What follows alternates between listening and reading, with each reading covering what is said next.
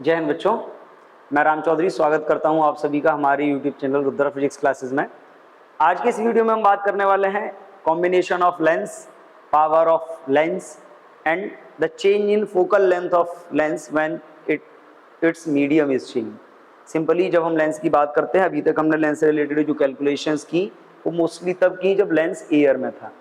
अगर हम लेंस को एयर से हटा के किसी लिक्विड में रख देते हैं या किसी अदर मीडियम में रख देते हैं तो क्या उसकी फोकल लेंथ में भी कोई चेंज आता है, क्या क्या बिहेवियर्स चेंज होते हैं, कैसे बिहेव करता है, इन सब के बारे में हम बात करेंगे। स्टार्ट करते हैं कॉम्बिनेशन ऑफ लेंस से। अब देखिए कॉम्बिनेशन ऑफ लेंस क्या है। कॉम्बिनेशन ऑफ लेंस के बारे में एक सिंपल सी बात समझ लीजिए। सपोज एक कंडीशन आपको ऐसी मिल सकती है कि सपोज ये एक कॉमन प्रिंसिपल एक्सिस है और इस प्रिंसिपल एक्सिस पे दो लेंस रखे हुए हैं। एक लेंस ये है, एक लेंस ये है। जरूरी नहीं है कि दोनों लेंस कॉन्वेक्स हो, एक कॉन्वेक्स एक कॉनकेव भी हो सकता है, दोनों कॉनकेव भी हो सकते हैं या दोनों कॉन्वेक्स भी हो सकते हैं। तो उसमें घबराने की तो बिल्कुल बात है ही नहीं। सिंपल सी एक बात है, कॉन्वेक्स होगा तो उसकी फोकल लेंथ पॉजिटिव, कॉनकेव होगा तो उसकी फोकल लेंथ निगेटिव। जो जैसा लेंस होगा वैसा हम फोकल लेंथ इसका यूज करेंगे। और इसके सामने आपसे बोला जाता है कि एक ऑब्जेक्ट यहाँ रखा हुआ है कॉमनली, फाइनल इमेज कहाँ बनेगी। तो देखो बेटा, फाइनल इमेज बनने की सिचुएशन क्या है कि जैसे लाइट रे है, यहाँ से जाएगी, रिफ्रैक्शन होगा, लाइट रे से बेंड करेगी, इससे दोबारा से रिफ्रैक्शन होगा, हो सकता है और ज़्यादा बेंड करे, इधर भी बन सकती है उधर भी बन सकती है। कॉमन कंडीशन ये समझ के चलिए कि हम वन बाई वन दोनों लेंस को पढ़ेंगे। वन बाई वन दोनों लेंस को पढ़ने का मतलब है कि पहले हम इमेज फॉर्मेशन कराएंगे फर्स्ट लेंस से, और सेकेंड फर्स्ट लेंस की जो इमेज बनेगी वो इमेज सेकेंड लेंस के लिए ऑब्जेक्ट का वर्क करेगी। यानी कि फर्स्ट लेंस का जो V1 होगा यानी कि इमेज डिस्टेंस होगा वो सेकेंड लेंस के लिए मतलब U2 का वर्क करेगा, ऑब्जेक्ट का वर्क करेगा। इसकी जो इमेज होगी, फर्स्ट वाले की जो इमेज होगी वो सेकेंड वाले के लिए किसका काम करेगी, ऑब्जेक्ट का काम करेगी। और सेकेंड लेंस उस ऑब्जेक्ट इमेज को एक वर्चुअल ऑब्जेक्ट मान के उसकी फाइनल इमेज का फॉर्मेशन करेगा। क्लियर? हम कर सकते हैं कोई भी न्यूमेरिकल हमको ऐसा दिया जाए। एक इसमें स्पेशल केस ये आता है कि जब दो लेंस एक दूसरे के कांटेक्ट में रखे हैं तो क्या होगा। गैपिंग है तो कोई प्रॉपर फॉर्मूला उसके लिए नहीं है, वो डिपेंड करता है कि इमेज कहाँ बनेगी, मतलब फर्स्ट लेंस कहाँ पे इमेज बनाता है, सेकंड की फोकल लेंथ कितनी है। लेकिन अगर दो लेंस एक दूसरे के डायरेक्ट कांटेक्ट में है, फिजिकल कांटेक्ट में है, तो इमेज कैसे बनेगी या कहाँ बनेगी इसके बारे में हम बात कर सकते हैं। हम उसी के लिए एक फॉर्मूला फाइंड करने वाले हैं। सपोज आपके पास दो ऑब्जेक्ट हैं, दो लेंस हैं। एक लेंस ये है, थिन लेंस ले लेते हैं। एक लेंस आपका ये है, एक लेंस L1 और एक लेंस L2। ये दोनों एक कॉमन प्रिंसिपल एक्सिस, एक कॉमन प्रिंसिपल एक्सिस पे हैं। क्लियर? ये इनकी एक कॉमन प्रिंसिपल एक्सिस है। अब इस कॉमन प्रिंसिपल एक्सिस के केस में देखिए, क्लियर, ये लेंस, ये हम ये मान के चलते हैं कि ये लेंस है, इसका फोकल लेंथ f1, इस लेंस का फोकल लेंथ f2, और दोनों लेंस थिन है। थिन लेंस हम मानेंगे, यानी कि इनकी जो थिकनेस होगी वो हम नेग्लिजिबल लेंगे, स्मॉल अपर्चर के लेंस लेंगे। अब इसमें एक बात बड़ा कॉमन समझ लीजिए। कॉमन बात ये है कि जब आप इसकी बात करते हो तो सपोज एक ऑब्जेक्ट आपने इसकी प्रिंसिपल एक्सिस पे पॉइंट ऑब्जेक्ट कहीं भी मान लिया O, जिसकी डिस्टेंस फर्स्ट वाले लेंस से कितनी है, U है। अब अगर हम बात करें इमेज फॉर्मेशन की तो वन बाई वन हम दोनों लेंसेज की बात करेंगे। अब फर्स्ट लेंस के लिए देखिए, फर्स्ट लेंस के लिए इसका इमेज फॉर्मेशन कैसे होगा।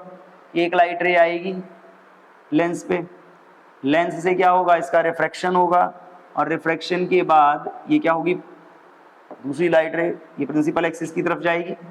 मान लीजिए ये प्रिंसिपल एक्सिस की तरफ जाती है, ये लाइट रे रिफ्रैक्शन के बाद प्रिंसिपल एक्सिस की तरफ जाती है, मान लो यहाँ पे जाके प्रिंसिपल एक्सिस को इंटरसेक्ट करती है। अब अगर हम इसमें बात करें दूसरी लाइट रे, हम ये मान के चलते हैं कि दूसरी लाइट रे प्रिंसिपल एक्सिस के अलोंग जाती है, और जब ये प्रिंसिपल एक्सिस के अलोंग जाएगी तो होगा क्या, प्रिंसिपल एक्सिस के अलोंग जाएगी तो जहाँ पे ये प्रिंसिपल एक्सिस को कट कर रही थी फर्स्ट वाली लाइट रे, इमेज बननी चाहिए वहाँ। मान लो यहाँ पे बनती है आपकी इमेज I1, इसकी डिस्टेंस कितनी है फर्स्ट वाले लेंस से, V1। लेकिन रियलिटी क्या है, रियलिटी ये है कि जो आपका इमेज फॉर्मेशन हुआ है इसमें सेकंड लेंस भी बीच में रखा है, तो डायरेक्टली यहाँ पे इमेज तो बनेगी नहीं, क्योंकि सेकंड लेंस जो आपका होगा वो लाइट को फिर से रिफ्रेक्ट करेगा, फाइनल इमेज तो कहीं और ही जाके बनेगी। लेकिन हम वन बाई वन दोनों लेंस को समझते हैं। अगर हम फर्स्ट लेंस के लिए बात करें तो यहाँ पे देखो, फॉर फर्स्ट लेंस,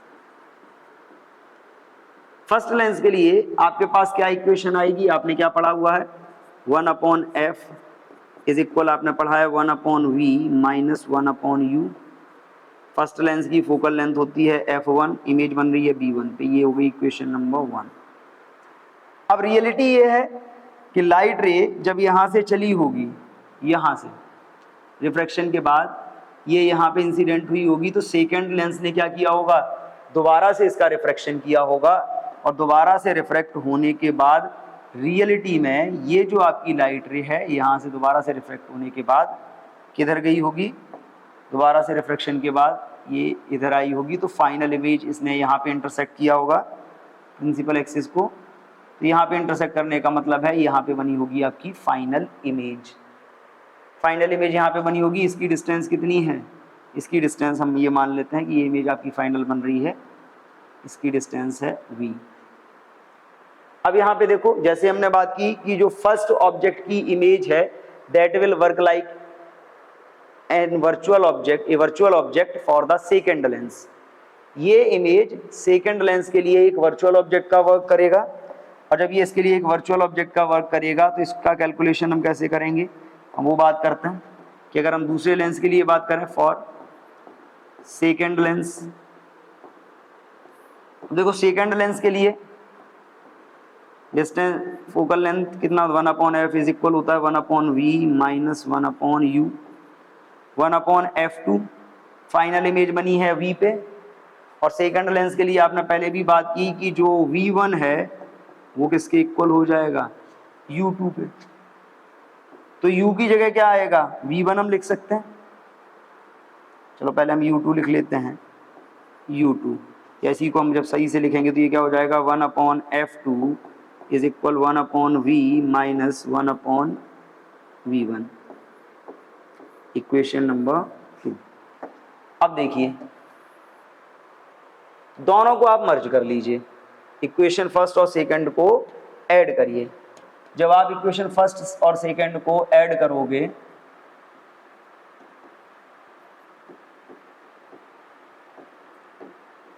तो दोनों को ऐड करने पे क्या होगा, 1/f1 plus 1/f2 is equal, इधर क्या था 1/v1 minus 1/u plus 1/v minus 1/b1। अब यहाँ पे देखो 1/b1 जो है आपका कैंसिल हो रहा है, ये पॉजिटिव ये निगेटिव कैंसिल हो गया, तो कैंसिल होने के बाद आपके पास बचा क्या finally 1/f plus f1 plus 1/f2 is equal 1/v minus 1/u। अब देखिए ये जो 1/v माइनस 1/u है, बेसिकली ये क्या होता है, ये फोकल लेंथ के रेसिप्रोकल के इक्वल होता है, तो यहाँ से हमारे पास फाइनली आएगा 1/f1 plus 1/f2 is equal 1/f। तो अगर दो लेंस डायरेक्टली एक दूसरे के कांटेक्ट में है, तो अगर हम उनके कॉम्बिनेशन के लिए बात करें, then the reciprocal of their resultant focal length is equal to the sum of reciprocals of their individual focal lengths. 1/f is equal 1/f1 plus 1/f2। अब यहीं पे कंडीशन ये आती है कि अगर लेंस कॉन्वेक्स हुआ तो उसकी फोकल लेंथ पॉजिटिव और कॉन्केव हुआ तो उसकी फोकल लेंथ नेगेटिव, यानी कि ये दोनों अगर कॉन्वेक्स हैं तो f1 f2 दोनों पॉजिटिव होंगे, दोनों कॉन्केव हैं तो f1 f2 दोनों निगेटिव होंगे। अगर एक कॉन्वेक्स एक कॉन्केव है तो एक फोकल लेंथ पॉजिटिव और एक फोकल लेंथ नेगेटिव होगी, और उसी के बेस पे हम इसकी कैलकुलेट कर सकते हैं। वहीं पे जैसे हमने बात करी शुरुआत में कि अगर ये दोनों अलग अलग होते तो सिंपल सा लॉजिक हमारे पास वही था, पहले आप फर्स्ट लेंस के लिए कैलकुलेशन करते, यहाँ से v1 निकालते, उसी v1 को आप इसके सेपरेशन से को उसमें से लेस करते, यानी कि उस इमेज को आप सेकंड का ऑब्जेक्ट मानते हो, सेकंड का ऑब्जेक्ट मानने के बाद आप सेकंड लेंस के लिए कैलकुलेशन करते, वो जो आता आपका फाइनल इमेज का कैलकुलेशन आता। क्लियर? सिंपली हम इस टाइप से कॉम्बिनेशन ऑफ लेंस के लिए फोकल लेंथ फाइंड करते हैं, 1/f is equal 1/f1 plus 1/f2। अब देखिए फोकल लेंथ के बाद अगर हम बात करें तो लेंस की एक प्रॉपर्टी होती है जिसको बोलते हैं पावर ऑफ लेंस। ये भी बेसिकली फोकल लेंथ पे ही डिपेंड करती है। पावर ऑफ लेंस होता क्या है? Power of lens means simply the property that will indicate the refracting nature of any lens. Lens की वो प्रॉपर्टी जिससे लेंस के रिफ्रैक्टिंग नेचर का हमको मालूम पड़ता है, लेंस के रिफ्रैक्टिंग नेचर के बारे में हमको मालूम पड़ता है, यानी कि ये इंडिकेट करती है refracting nature of lens, nature of lens. यानी कि कोई भी लेंस, किसी भी लेंस पे जब कोई लाइट रे इंसिडेंट होती है, जैसे हम लेंस की बात कर रहे हैं, हमने एक लेंस ले लिया ये, क्लियर? कोई भी लाइट रे जब इसकी प्रिंसिपल एक्सिस के पैरेलल इस पे इंसिडेंट होगी तो ये पैरेलल आने वाली लाइट रे को कितना ज़्यादा बैंड, एक मान लीजिए ये है, एक लेंस मान लीजिए हम इधर ले लेते हैं, तो सारे लेंसेज का क्या होता है, अलग अलग होता है सिचुएशन। मान लीजिए एक लेंस ये है, इस पे भी प्रिंसिपल एक्सिस के पैरेलल एक लाइट रे आती है, ये क्या करता है, ये भी बेंड करता है इसको। तो प्रिंसिपल एक्सिस के पैरेलल आने वाली लाइट रे या किसी भी लाइट रे को कोई भी लेंस कितना ज़्यादा बेंड कर सकता है, बेंड करने का मतलब है कितना ज़्यादा रिफ्रैक्ट कर सकता है, ये हमको जिस प्रॉपर्टी से मालूम पड़ता है that property is called the power of lens. Basically अगर हम इसको बात करें तो मैथमेटिकली अगर हम इसको समझते हैं,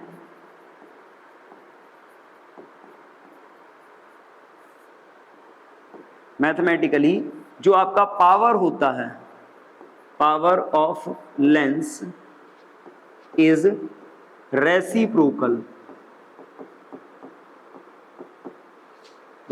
of focal length, focal length. और ये जो फोकल लेंथ होगा वो किस में होगा, मीटर में होगा मैथमेटिकली। और वैसे अगर हम बात करें, it is the refracting nature या simply it is the property that will define the refracting nature of lens.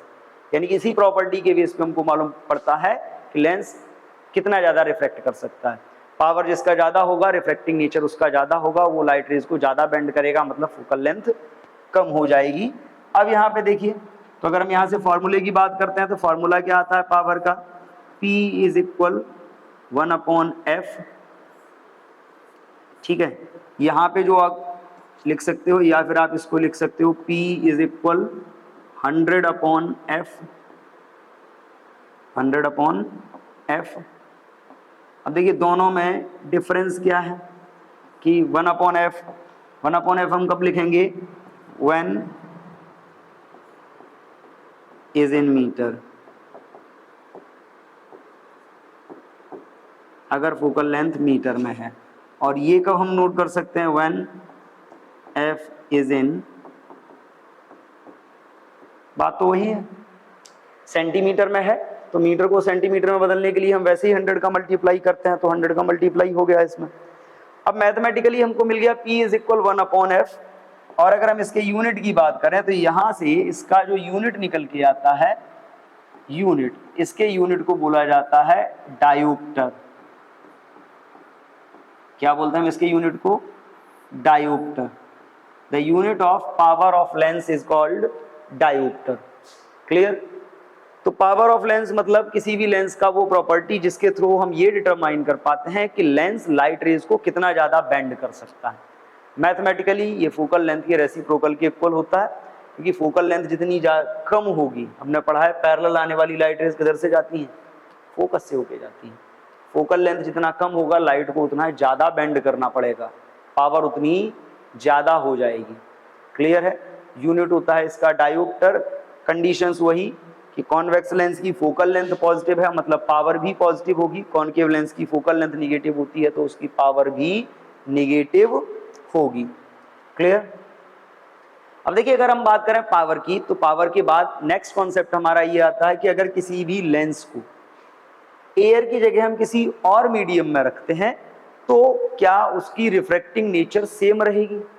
या उनमें भी कोई चेंजेस आएंगे, रिफ्रैक्टिंग नेचर होगा, जो पावर होगी उसमें क्या चेंजेस आएंगे, क्या उतना ही रिफ्रैक्ट करेगा, या किसी लेंस के थ्रू किसी ऑब्जेक्ट की इमेज कहीं पर बन रही है, अगर हम सेम सिस्टम को किसी लिक्विड में रख देते हैं तो क्या इमेज वही बनेगी? तो इसका सिंपल आंसर है नो, डिपेंड करता है कंडीशंस पे। अब देखिए किसी भी लेंस के लिए अगर आप बात करते हो, अगर आप बात करोगे इन एयर, तो लेंस के लिए आपने फॉर्मूला क्या पढ़ा हुआ है? लेंस मेकर फॉर्मूला सिंपल आपका होता है, पहले हम लेंस मेकर फॉर्मूले की ही बात कर लेते हैं। लेंस मेकर फॉर्मूला आपने क्या पढ़ा है?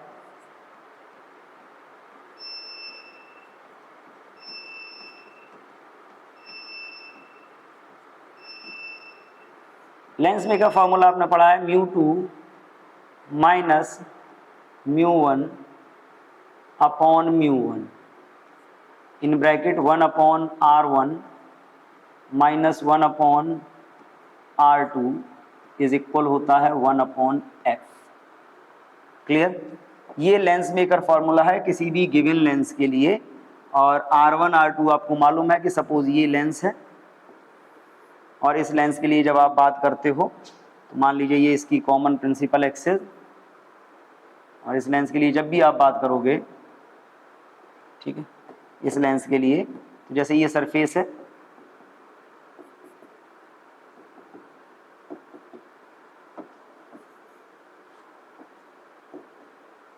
अब इस सरफेस के लिए जब आप बात करोगे तो देखो इस सरफेस का नॉर्मली इधर ये सरफेस नंबर 1 है आपका, इसका सेंटर इधर आएगा, यानी कि ये जो रेडियस होगी यहाँ से ये आपकी R1 और ये सेंटर इधर आएगा सेकंड सरफेस का, ये जो रेडियस होगी आपकी सिंपली दिस इज R2। क्योंकि हम थिन लेंसेज की बात करते हैं तो थिन लेंसेज में ये थिकनेस नेग्लिजिबल होती है, इसलिए हम इसको ये मैटर नहीं करता हमारे लिए। बेसिकली फॉर्मूला ये है। अब अगर हम बात करें कि इस लेंस को पहले हम एयर में रखते हैं, फिर हम उठा के किसी लिक्विड में डुबो देते हैं, तो क्या चेंजेस आने वाले हैं? क्या चेंजेस आने वाले हैं? अब उसके लिए देखिए हम 3 कंडीशंस मानते हैं। पहले हम बात करेंगे एयर में। अगर हम एयर में बात करते हैं तो अब एयर के केस में देखो, फॉर एयर अगर लेंस एयर में है, ओके, कंडीशंस को थोड़ा सा अपग्रेड करके लिखते हैं। If lens is in air, अगर लेंस आपका एयर में है तो एयर में होने के लिए क्या होगा? एयर की कंडीशन में जब आप बात करते हो तो μ1 इज इक्वल क्या हो जाएगा? 1, μ2 इज इक्वल μg मान लो आप, लेंस को आपने ग्लास माना है, लेंस मतलब आपका ग्लास। क्लियर? अगर आप इसकी वैल्यू रखते हो तो इस केस में जो आपका फोकल लेंथ आएगा फिर आपका क्या हो जाएगा? ये हो जाएगा आपका μg -1 ब्रैकेट में क्या आएगा? 1 upon R1 minus 1 upon R2 is equal 1 upon Fg, focal length in glass, या sorry focal length in air. Next अगर हम बात करते हैं कि अगर हम इसी लेंस को उठा के किसी लिक्विड में डुबो देते हैं या किसी अदर मीडियम में रख लेते हैं, if lens is in other medium, other medium में हमने नॉर्मली क्या लिया हुआ है? हम लिक्विड ले रहे हैं, किसी लिक्विड में हमने इसको रखा हुआ है। अगर लेंस आपका लिक्विड में रखा है तो लिक्विड में रखे होने का मतलब क्या है? अगर लेंस लिक्विड में होगा तो इस केस में जो आपका μ1 होगा वो आपका किसके इक्वल हो जाएगा? μl के, और μ2 आपका क्या रहेगा? μg, वो तो वही रहेगा। आप इसकी बात करते हो, इस बेस पे अगर आप बात करते हो तो ये क्या हो जाएगा आपका? ये हो जाएगा आपका μg माइनस μl अपॉन क्या होगा? μ1 है, μ1 का मतलब हो गया μl लिक्विड ब्रैकेट में आपका रहेगा 1/r1 minus 1/r2 is equal focal length in liquid. Clear? अब देखो फोकल लेंथ इन लिक्विड, ये आ गया आपका रिलेशन नंबर 1 और ये आ गया रिलेशन नंबर 2। दोनों मीडियम्स में अलग अलग आपके पास आ गया। हम क्या करते हैं, हम इक्वेशन 1 में इक्वेशन 2 से डिवाइड करते हैं। इक्वेशन 1 में इक्वेशन 2 से डिवाइड करते हैं और इक्वेशन 1 में इक्वेशन 2 से हम डिवाइड करेंगे तो क्या होगा, let equation 1 divided by equation 2। अगर हम इक्वेशन 1 की बात करें तो इक्वेशन 1 क्या था, 1 upon focal length in liquid upon 1 upon focal length, sorry focal length in air था 1 में, सेकेंड वाले में लिक्विड था, इज इक्वल क्या था एयर के लिए, mu g minus 1 in bracket 1 upon r1 minus 1 upon r2 upon ये क्या हो गया, mu g minus mu l upon mu l. Clear? ये भी आपका 1 upon r1 minus 1 upon r2। देखो फोकल रेडियस ऑफ कर्वेचर में तो कोई चेंज आने वाला है नहीं, तो अब यहाँ पे देखो ये इससे कैंसिल, एफ एल किधर जाएगा, ऊपर जाएगा, तो ये फाइनली क्या होगा, focal length in liquid upon focal length in air is equal, अगर आप इसको सॉल्व करते हो तो ये क्या हो जाएगा, ग्लास किसके रेस्पेक्ट में, एयर के रेस्पेक्ट में, -1 अपॉन, इसको आप इसमें डिवाइड कर लो, ये L है 1 नहीं है, इसको इसमें डिवाइड करोगे तो ये क्या होगा, mu G upon mu L -1, ये भी हो जाएगा। फोकल लेंथ इन लिक्विड की हम बात कर रहे हैं, लिक्विड के लिए फोकल लेंथ कितनी आने वाली है, अब वो भी समझिए। यहाँ पे एफ ए को आप इधर ट्रांसफर कर दो तो focal length in liquid is equal क्या आएगा, focal length in air into ये हो गया ए mu G -1 upon mu G upon mu L. Mu G upon mu L का मतलब हो गया कि जो लेंस है या जो ग्लास है आपका, उसका रिफ्रैक्टिव इंडेक्स किसके रेस्पेक्ट में, लेंथ लिक्विड के रेस्पेक्ट में -1। क्लियर? अब यहाँ पे देखो, यहाँ पे ये आ गया आपका फॉर्मूला या change in focal length, new focal length का when lens is dipped in any liquid. अगर हम इस फॉर्मूले के बेस पे बात करें तो ये आ गया मीडियम चेंज के लिए, कि मीडियम चेंज होगा, किसी लिक्विड में लेंस जाएगा तो उसका नई फोकल लेंथ कितनी होगी, हम इस फॉर्मूले के थ्रू कैलकुलेट कर सकते हैं। क्लियर? फॉर्मूले के थ्रू अगर हम कैलकुलेट कर रहे हैं तो यहां से 2-3 आउटकम मिलेंगे हमको। क्या क्या आउटकम मिलेंगे, number 1,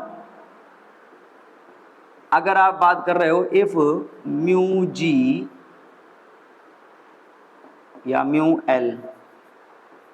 L is less than mu g, ठीक है, क्या होगा, अगर कंडीशन ये है तो क्या होगा, फोकल लेंथ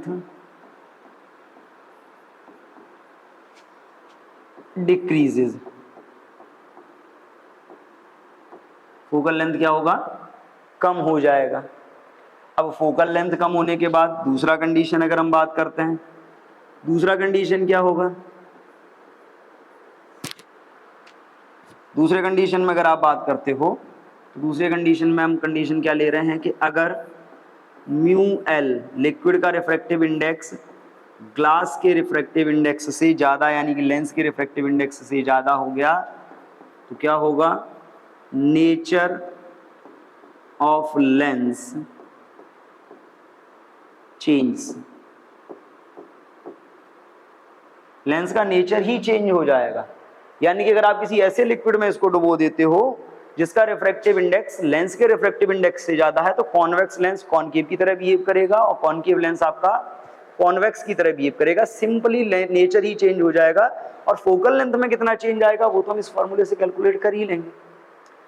थर्ड अगर हम बात करें तो थर्ड यहां से हमको एक और मिल सकता है क्या कि अगर हम ऐसे लिक्विड में डुबो दें जिसका रिफ्रैक्टिव इंडेक्स ग्लास के रिफ्रैक्टिव यानी कि लेंस के रिफ्रैक्टिव इंडेक्स के इक्वल है, तो क्या होगा, लेंस विल बिहेव लाइक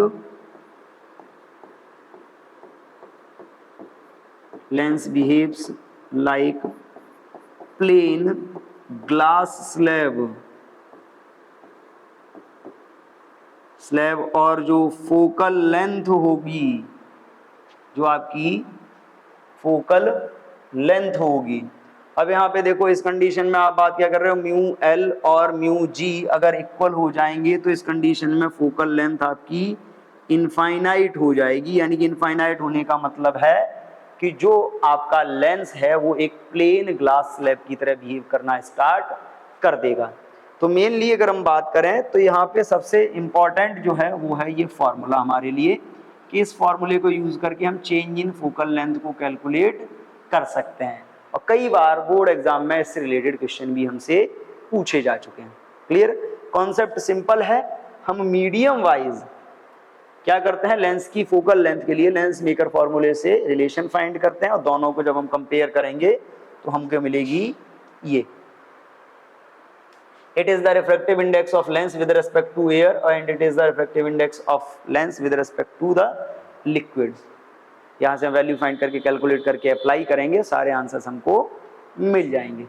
आज के लिए इतना ही, मिलते हैं नेक्स्ट वीडियो में जिसमें हम बात करेंगे प्रिज्म के लिए। तब तक के लिए थैंक यू एंड जय हिंद।